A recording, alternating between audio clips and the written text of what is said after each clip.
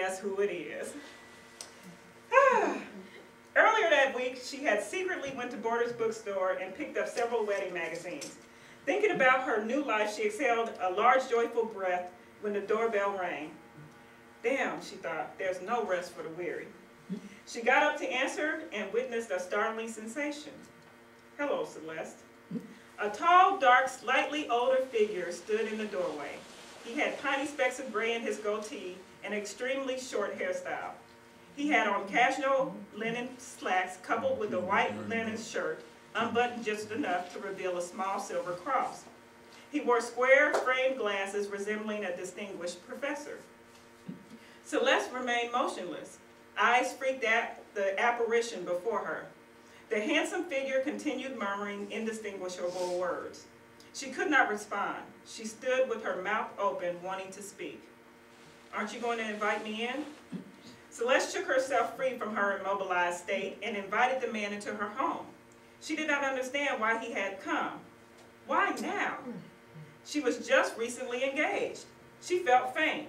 She had to get something cool to drink.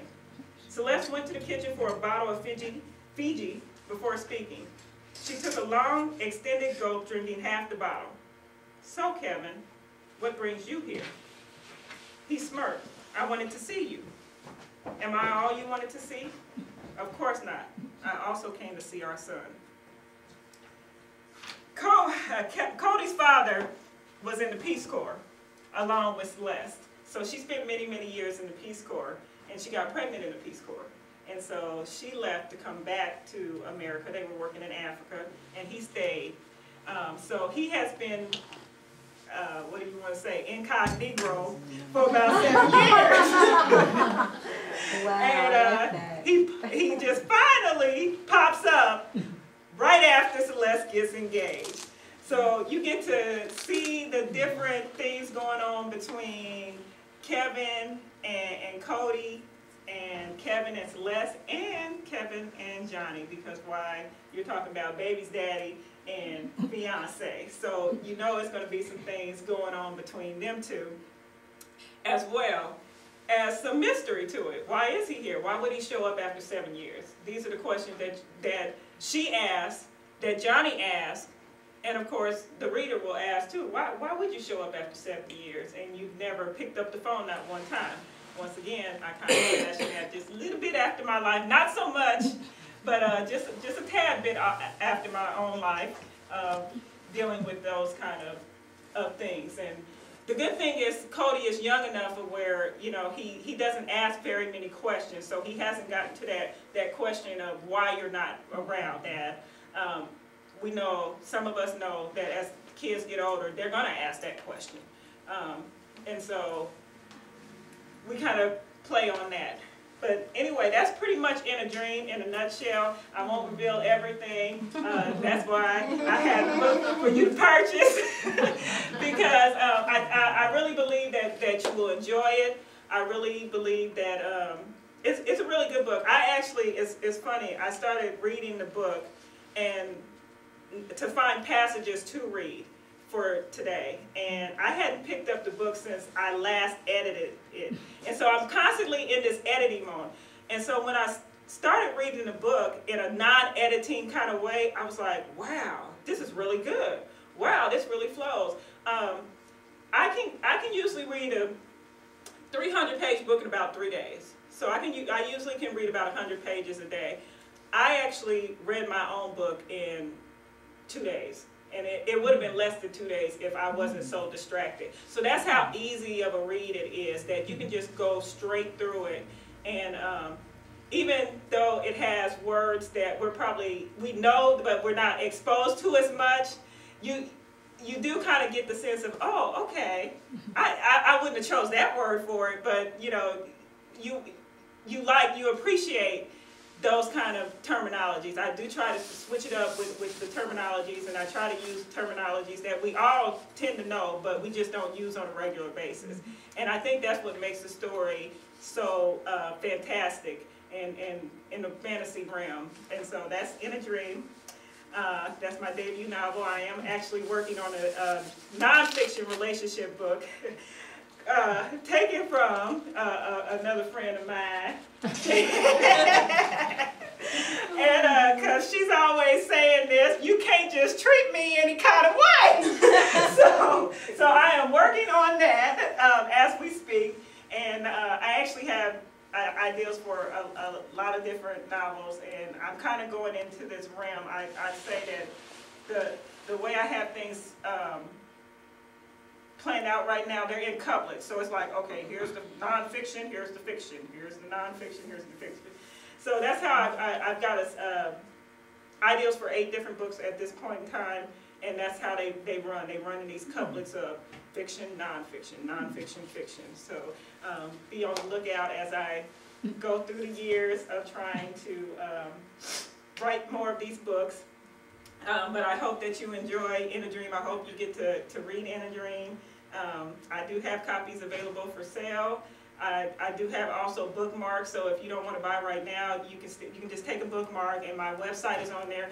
On my website, I have a Twitter account that you can follow, a Facebook that you can become a fan of, and I also have a YouTube page. And I just actually uploaded an interview that I did on WBCP with Lynn Randall.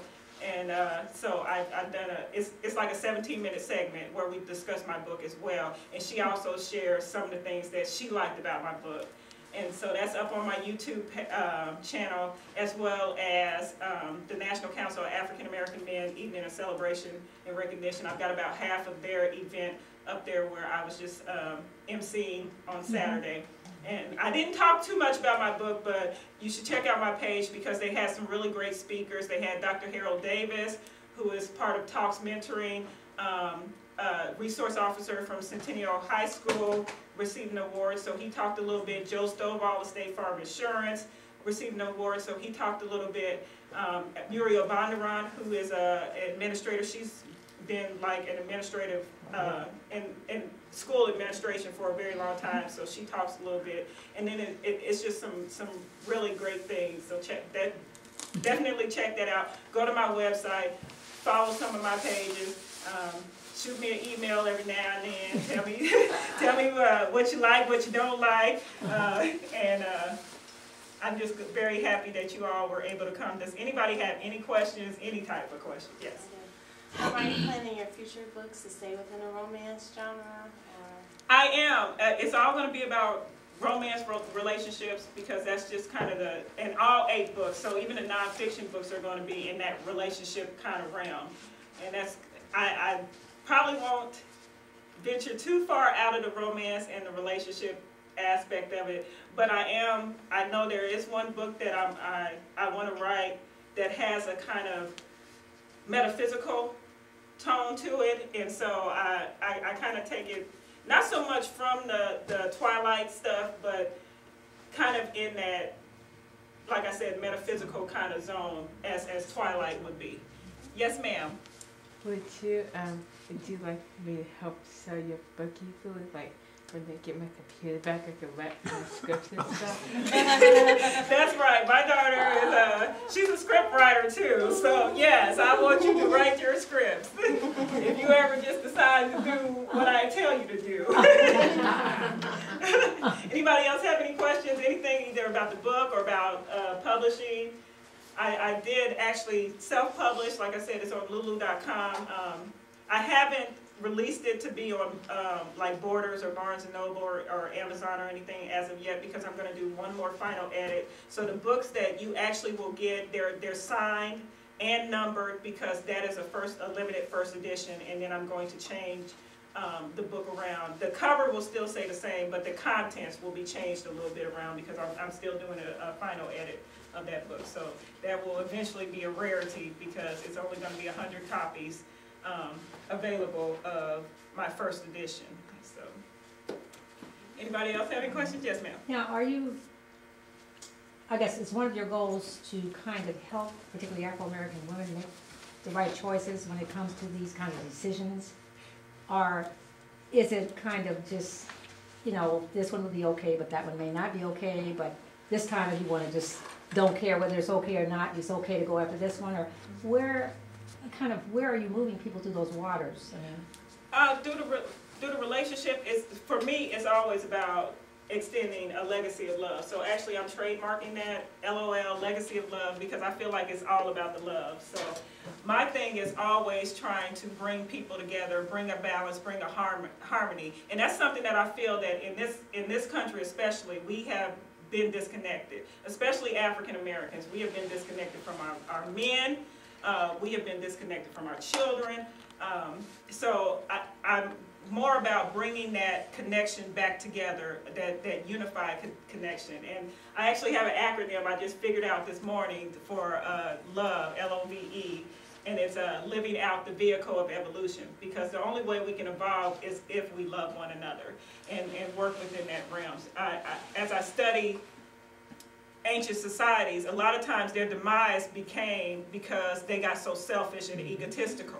And they forgot to love one another, and they forgot to work together once again. So you can't evolve, you destroy yourself if you don't love one another. So that's where I kind of go with relationships, not so much as trying to tell people what kind of decisions to make, because I don't ever want to get into that therapy kind of role of where people are going to say, okay, you should do this. I just recently read Steve Harvey's book, Act Like a Lady, Think Like a Man. And I read his second book too, Straight Talk, No Chaser. And one of the things I had an issue with is him telling all women to try these different techniques to get this man and keep this man. And when I'm thinking about Steve Harvey, I'm saying, well, he's a comedian. He's not a therapist, but yet still, his first book sold over 2 million copies. And since he's not really known in the white world, you know who's buying those 2 million copies, mostly women. So I had kind of an issue with it. Some of the stuff I said, okay, yeah, it might be true. Some of the things I did not really, I think he was working on some dangerous territories, telling women, okay, if you do this, you're going to get this man. And I actually, to be perfectly honest, I tried out some of his techniques, and the guy flew. So,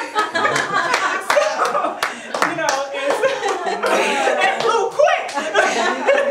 So, you know, and I'm not saying I'm the only person in the world, but I'm just saying that when you walk into those realms and delve into those realms of telling women, especially, and the kind of women he's appealing to is women my age, you know, 30, I'm in my mid-30s and up. So when you're telling us in our mid-30s and up to do this particular thing, you know, that's working on some dangerous territories, and I don't want to get into that. I just want to get into okay, let's try to be harmonious about things and try to work within a unity and bring that relationship in all realms, because it's not just about the male-female relationships. It's about all kinds of different relationships. Your friendships, your relationships with your children, relationships with the outside world.